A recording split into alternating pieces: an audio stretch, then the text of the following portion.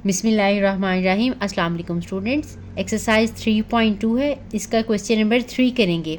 इसकी स्टेटमेंट है, a man sold his stock of eggs for ₹2400, यानी एक आदमी ने अपने अंडों का स्टॉक जो है 2400 में सेल आउट किया है। इफ़ ही हैड 2 डज़न मोर, अगर 2 दर्जन अंडे उसके पास मज़ीद होते, he would have got the same money, तो उसको यही वाली जो मनी है फिर भी वो हासिल करेगा। कैसे? By selling the whole for ₹0.5 per dozen cheaper, हर दर्जन को ₹0.50 जो है वो कम पे सेल करे। How many dozen eggs did he sold, उसने कितने दर्जन अंडे जो थे वो बेचे हैं। अब हमने ये क्वेश्चन जो है वो सॉल्व करना है, हमें नंबर ऑफ़ डज़न जो है वो फाइंड आउट करना है कि कितने दर्जन अंडे थे जो उसने सेल किए। तो हम सबसे पहले सपोज कर लेते हैं कि जो अंडों की तादाद है डज़न में वो एक्स है, तो हम लिख लेंगे let number of dozen eggs sold for ₹2400 is equal to x. ठीक है, हमने सपोज कर लिया जो हमने वैल्यू फाइंड आउट करनी है अंडों की दर्जनों में तादाद वो एक्स है। इसके बाद अब हमने जो है 1 डज़न एग की सेल प्राइस जो है वो हमने फाइंड आउट करनी है।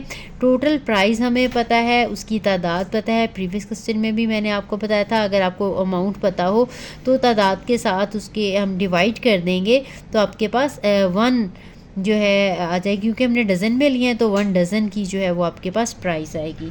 तो लिखेंगे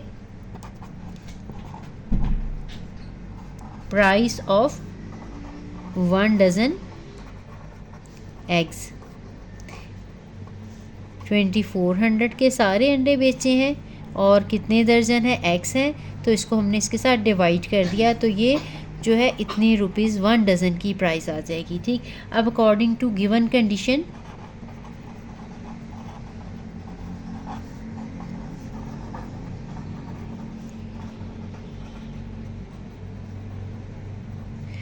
ठीक है, अब ये 1 डज़न की प्राइस है 2400 ओवर एक्स। अब वो कह रहा है अगर इसको 0.50 पर डज़न चीपर कर दे, यानी इसमें से कम कर दे। इतनी पहले कीमत थी, अब इसकी कीमत जो है 1 डज़न में से 0.50 कम कर दे तो फिर भी उसको इतना ही प्रॉफिट मिलेगा। अगर जो है वो 2 डज़न ऐड किए हैं तो देखें अंडे कितने बन जाएंगे। प्राइस जो थी सेल प्राइस वो सेम ही थी, लेकिन अब अंडों की तादाद जो है वो ज़्यादा हो गई है। पहले एक्स डज़न थे और अब 2 डज़न इसमें मोर हैं, यानी एक्स प्लस 2 हो जाएगी। ठीक है, ये जो उसने सेल आउट किए हैं उसकी 1 डज़न की प्राइस है, और ये 2 डज़न अगर मोर हो तो फिर ये उसकी सेल प्राइस है। क्योंकि इसकी प्राइस में से लेस किया जाए तो फिर सेम अमाउंट मिलेगी, तो इसलिए से हमने इसमें से या तो इसमें से माइनस कर दें, या अगर इधर माइनस नहीं करते तो फिर इस वाले में हम 0.5 ऐड कर देंगे। ठीक है, अब ये हमारी इक्वेशन है, इसको हमने सॉल्व करना है और यहाँ से हमने आंसर निकालना है। 0.5 है, इसको 0.5 अगर हम ख़त्म करें 0.50 है। ठीक है, तो इसको हम 100 कर लेंगे, ये कटिंग हो जाएगी 5/10, ये पॉइंट ख़त्म करके तो ये आ जाएगा 1/2। ठीक है, ये 0.5 1/2 होता है। यहाँ पे करना है तो इसके अंदर ही कर दें, मैंने साइड पे कर दिया। तो ये 24/x minus 1/2 equal to 2400/x plus 2 आ गया हमारे पास। इसी को इनको सॉल्व करेंगे। अब चाहे तो इन दोनों को एक साइड पे ले आएँ, इसको दूसरी साइड पे लेके इनका एलसीएम ले लें, या जैसे हम पहले करते हैं कि जो भी डिनोमिनेटर में हमारे पास टर्म्स हैं उनके साथ हमने सबको मल्टीप्लाई करना है, तो हमारा फ्रैक्शन जो है वो रिमूव हो जाएगा।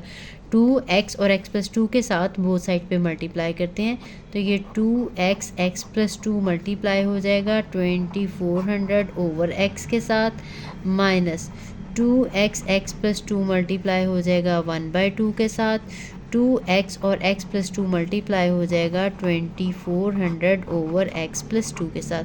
यहाँ से x प्लस 2 कैंसिल हो जाएगा, यहाँ से 2 कैंसिल हो जाएगा, यहाँ से x कैंसिल हो जाएगा। अब हमारे पास बाकी क्या बचा है, 2 इंटू 2400 और x प्लस 2, इन दोनों को मल्टीप्लाई कर लेते हैं तो ये 4800 हो जाएगा।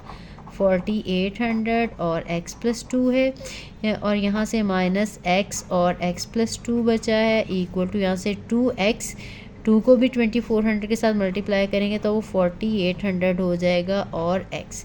ठीक है, अब इसको हमने मल्टीप्लाई कर लेना है, 48 को x के साथ मल्टीप्लाई करेंगे 4800, x प्लस ये 9600 आ जाएगा माइनस एक्स स्क्वायर और minus 2x equal to 4800 x।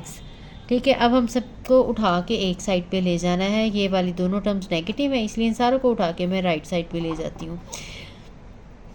तो ये 4800 x था, ये दूसरी साइड पे जाएगा माइनस 4800 x हो जाएगा, ये दूसरी साइड पे जाएगा माइनस 9600 हो जाएगा और ये प्लस हो जाएगा एक्स स्क्वायर और ये भी प्लस हो जाएगा। ठीक, इसके बाद ये देखें ये कैंसिल हो गया, इसको हमने अरेंज करके लिख लेना है। ये एक्स स्क्वायर वाली टर्म पहले आ जाएगी, फिर एक्स वाली टर्म पहले आ जाएगी और उसके बाद फिर माइनस 9600, यानी मैंने इसको डिसेंडिंग ऑर्डर में अरेंज किया। इक्वल टू 0 इधर लगा दें या इधर लगा दें, एक ही बात है। ठीक है, अब आपके पास ये क्वाड्रेटिक इक्वेशन आ गई है। अब आपकी मर्ज़ी, इसको चाहे क्वाड्रेटिक फार्मूला अप्लाई करके करें, चाहे आप इसको जो है वो पेयर्स बना के फैक्टराइजेशन करें, जैसे आपको आसान लगता है वैसे आपने कर लेना है। इसकी आसानी के साथ जो है वो पेयर्स के साथ फैक्टराइजेशन हो सकती थी, इसलिए मैंने उसकी फैक्टराइजेशन कर ली। अगर आपको वो मुश्किल लगेंगे पेयर्स बनाने क्योंकि थोड़ा बड़ा नंबर है, तो फिर आप इसको क्वाड्रेटिक फार्मूला से भी सॉल्व कर सकते हैं। तो इसके जो दो पेयर्स बनेंगे वो 320 और 300 बनेंगे, एक्स स्क्वायर और ये 320x माइनस 300x है, माइनस 9600 इक्वल टू 0। इनमें से x कॉमन आ जाएगा, x प्लस 320 आ जाएगा, यहाँ से 300 कॉमन आ जाएगा तो इधर भी x प्लस 320 आ जाएगा इक्वल टू 0। अब x प्लस 320 और x माइनस 300 इसकी फैक्टराइजेशन हो गई है। यहाँ से x प्लस 320 इक्वल टू 0 है या x माइनस 300 इक्वल टू 0 है। यहाँ से x का आंसर नेगेटिव 320 आ जाएगा, यहाँ से x का आंसर 300 आ जाएगा। अब आपको पता है कि अंडे जो हैं वो नेगेटिव 320 डज़न तो नहीं हो सकते, ठीक है, इसलिए x के ये डजन्स की तादाद ये वाली नहीं है, नेग्लिजिबल है। इसका मतलब है हमारा जो सोल्यूशन है वो ये वाला है। तो ये हमने साथ में मेंशन करना है, या इसके साथ इज़ नॉट पॉसिबल इसके साथ लिख लें। सो जो हमने स्टार्ट में लिखा था, number of dozen eggs is equal to 300 और यही हमारा रिक्वायर्ड सोल्यूशन है।